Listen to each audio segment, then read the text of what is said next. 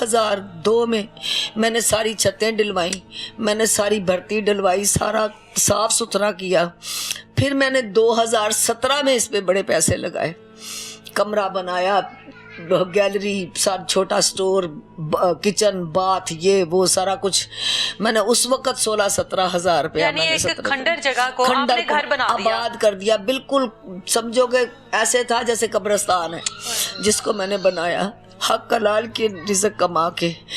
ایسی ات کی سردی میں اس مہینے کی میں گجرا والے روز جاتی تھی، روز آتی تھی، جو کماتی تھی اس پہ لگائی جاتی تھی کہ چلو یار آخر سید بندہ ہے، یہ میرے ساتھ دھوکہ نہیں کرے گا. لیکن اس بندے نے میرے ساتھ زیادتی کی، چلا گیا.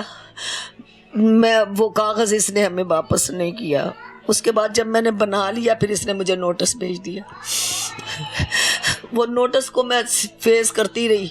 وکیل کس چیز کا تھا؟ خالی کرنے کا، مجھے میرے پہ رینٹ وہ خالی کرنے کا وہ کر دیا. ظلم کی انتہا نہیں.